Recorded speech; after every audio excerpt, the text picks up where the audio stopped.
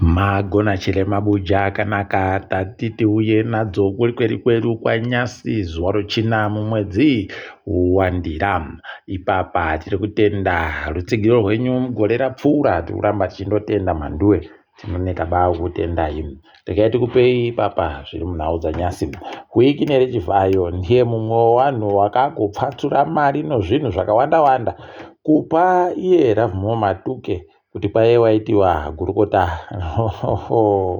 Ukaona munhu akupuwa zvinhu kuti waitiwa gurukota mhanduwe, tatazviona baizvo. Chivhaya agopopomedza ipapa madhora okuAmerica zviuru 20, wamwe wakaita sana Bishop Mutendi weZCC kuti kwai ndiri kukupa mabhosvo, wamwe wagoendesa hwai, wamwe wachiendesa zvakawanda. Mhanduwe, unobva waita kusaya kuziva kuti sei zviri kudando, chii chiri kuitika. Asi regai tigoramba takazviringa kuona kuti zvinoperera papi izvozvo. Wamunangarwa nozuro kunyangwa uri pazororo wagosenza mhanduwe, ausaya kuti saka zororo rino wakaenderei kana uribe kupedza kana mazuva 5 chaiwo watotanda kuita basa. Unobva wazvisaya ini. Kwakadii hawo kundomira woita zvauri kuda kuitazvo wochiita kuzororo kwacho. Ipapa nozuro wagoti Jurai Moyo ndiye akuita gurukota rinoringana zvemagetsi, wakati Edgar Moyo ndiye pokare akuita gurukota rinoringana nezvowabasa wehurumende. Mhanduwe, unosaya kuziva kuti kohoko kana wari kutadza kowaburitsa kabodzi kuno aiwaba unoramba wachindovhundunwa wachindochinjiwa. Kuchinja vanhu vakapfa kare kunobecha kunosenza mhanduwe. Dai waizviziva wakuruwo peno waiita zviri nani. Heno regai tigoramba takazviringa.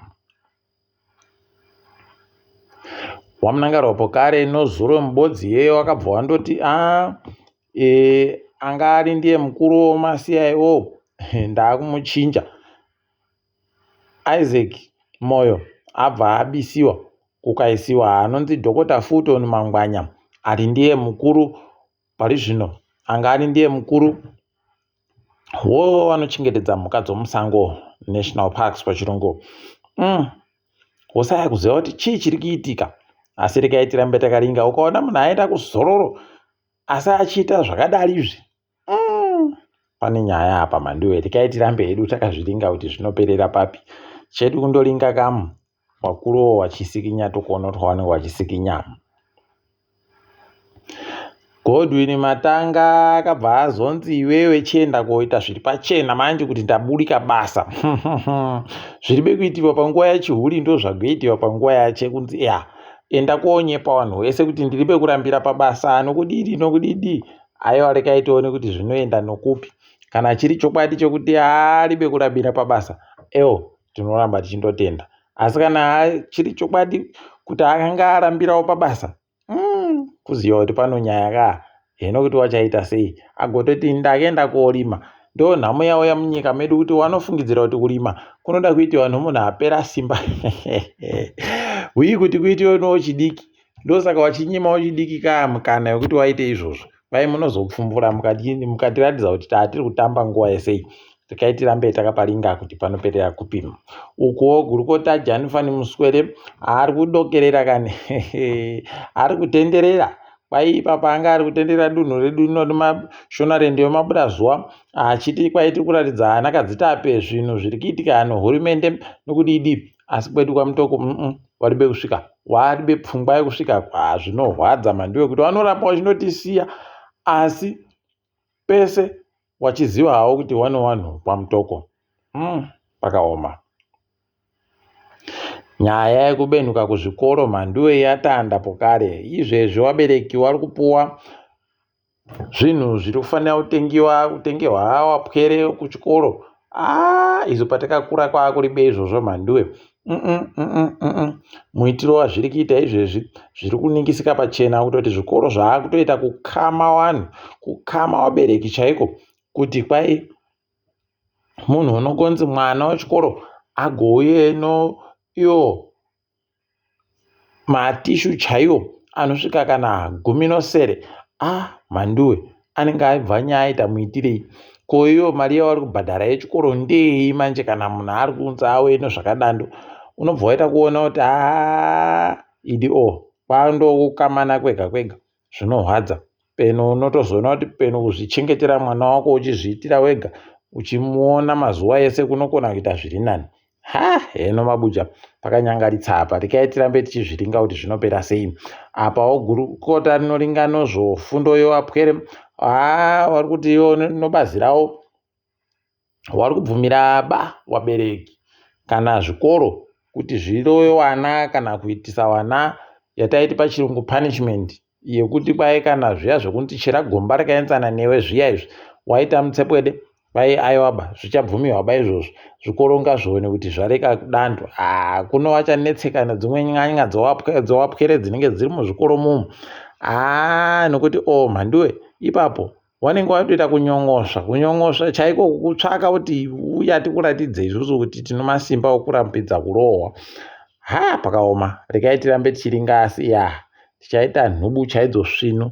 Rekai tizvione apawo kuMatarodzi Mhosva anonzi Carlton mudiwiwa kwai agonza asungiwe paanoboyekapo, anga ari kufanira kupuwa mutongo wacheno zuro kuno abva arega kuenda kuDarodzi Mhosva. Zvakaoma. Makambani ogoridhe noana makorokoza gwendo huno gore rapfuura riri wakaita zvinogara zvakadando, wakaburitsa goridhe rinorema makirogiramu zviuru 33,408 36,408 kg kana kuti 36.48 tons pachirungu. Aiwa towaroera manjani kuita kusvino. Wakaburitsa goridhe rakawanda kupfuura rogore rapfuura racho 2023 nozvikamu 20 nokabodzi kubva muzana. Tikuramba tichizvitenda izvi tichiti makorokoto. Nhamo yedu basi yonyika ndokuti paribe chinozouyawo kuvanhu vachiona kuti aiwa goridhe raburika munyika raita chakati nochokuti zvinohwadza. Tikaringadza mutambo kwai ipapa akambenga ari kuDynamos Richard Chihoro kwai apfa, tikuti mweya wache ngauzorore murugare. Ipapawo akambotambira maWarriors Alec Mudimu kwai ati ndadimura ini zvokutambira nyika ndichazvidaba, ndichazvikona tikati ndo tusvinu kuziva kuti ndichazvikona nokuti pokare aona kuti ana makore 3 ari bombotambira nyika pachibeshi chauya apa. Rekai tisiye zvakadando, ndo zvakanaka kuziva nguva yokureka kuita zvinhu. Watambi wekiriketi nozuro wakaita tunodadisa kuramba wachiita tusvinu. Rekai tione kuti matambiro wagoita nozuro wachaita chere nyasi kana kuti zvinenge zvichidini pauri kutamba. Tinoramba takaringa ipapo, tinenge tichinokunyepai kuti zviri kutekaira sei. Rekai tiringe dzikitika pasi rese rakamira rakadai. Uwo muSouth Africa unoringa nezvekupinda kwevanhu weBorder Management Agency wagoti iwo kwai ipapa takatobata vanhu vanosvika 400 chaiwo waida kupinda wasiri kube mapepa kubva kuZimbabwe. Wakomana heno kuti vanhu vechokwadi chete kana kuti manyepo. Ticharamba takaringa, tinenge tichikunyepai. Wari kuti iwo dzimotika takatozaza mapfuta kuti tiite zvokuona kuti vanhu nzvimbo dzavanosiipinda nadzo dziya dziri pamutemo dzapera. Aiwa, rekai tirambe takazviringa izvozvo. Daniel Chapo agonzi kwaino wanoringa nozvobumbiro nomutemo munyika maomo achaisiwa zuva ro15 mumwedzi uno. Zuva rakanga ranyereketiwa naMondlane kuti ndo randichazviisa. Mabuja heno kuti Mozambique ichaita sei. Ipapa vanhu vese vari kuziva kuti Mondlane ari kudini, ari kufungei, ari kurongei. Ticharamba takaringa, dai zvaita kuti nyika iite kuti pfamano kutoti ipapa anenge mumwe pokare kuita iya yaiwisana noFrelimo Renamo. Zvakaoma mhanduwe, vanoda kuti waite tusvinu. DRC paipapa yagoti kuno masoja anosvika 13 wasungiwa, wakanzi kwai wari kutongerwa kupfa mhanduwe nonyaya yemutsepwede yawo. Rekai tizvione kuti zvinopera papi, zvinopera sei. Tinenge tichikunyepai kana pano zvimwe zvinenge zvachinja. KuZambia wati iwo taakiingidzira mhari dzomutero dzinobhadharwa nevanhu vari kuunza dzimotika. But kuingidzira kwavo vari kuingidzira, asi zviri pachena mhanduwe. Unotoziva kuti motika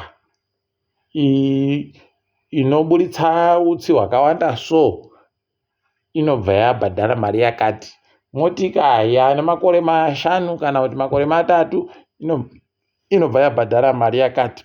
Motika yana makore akati inobva yabhadhara mari yakati. Zviri pachena mhanduwe. Hwizvo kwedu zvekuti munhu anouya ototi ndikuringa kuona kuti motika yako yakaita sei, kana ndaiona ndochizokunyepa kuti motika iyi ndiyo mari yakati. Unobva waita kuhwadziwa fani kuti wakomana zvomunyika medu idi zvinokunda ngomakurira. Kughana panga pari kupiwa State of the Nation address nomukuru wenyika ikweyo, akienda adhokufouya anomuchengeta akugwa mhanduwe. Utano hwakaita kukosha, idi zvinohwadza. Tikundoimba kuti aribe kuzokuwara kana kukuwadziwa newabiyache kunzi uri kuzviitirei yini. Chaikuda kana chokuramba mhanduwe zvinoita kuhwadza. Bhasha Asada agonzi ipapa akaisiwa chefu muno chokudya. Ndopaunoona kuti kuribe chomahara mhanduwe. Wakuruwa kana wari kuita zvaunoita iye ari kurashiyako kwaari kuti ndakatizira mhanduwe. Unenge waona kuti zvaakunetsa, unenge waona kuti aiwa wachakudaba. Kunoreka tione kuti achapera akaita sei. Tinoramba takaringama. Tafara chaizvo kunyepiwa kuti kambani yeApple iri kubhadhara mamiliyoni 25 nokuti iri kusenzesa iye waanoti Siri uya kwaya ari kutetekera vanhu vachireketa nyaya dzawo opa kuApple. Mhanduwe, ndopai pamunoona kuti zvamava muri kutaura kuWhatsApp nowabi yenyu munozviona pfacha zvasvika mukandovhura Google zvayo. Usai kuti kohoko chii chamboitika apa, wari kutetekera. Asi rekai tione peno nyika dzomuAfrica dzichazomerawo mazino kuti wabhadhare makutukutu kudari vanozvireka basi. Rekai tirambe takaparinga ipapo. Aiwa, tagumira pano mabuja ndini wenyu mhanduwe wonawo.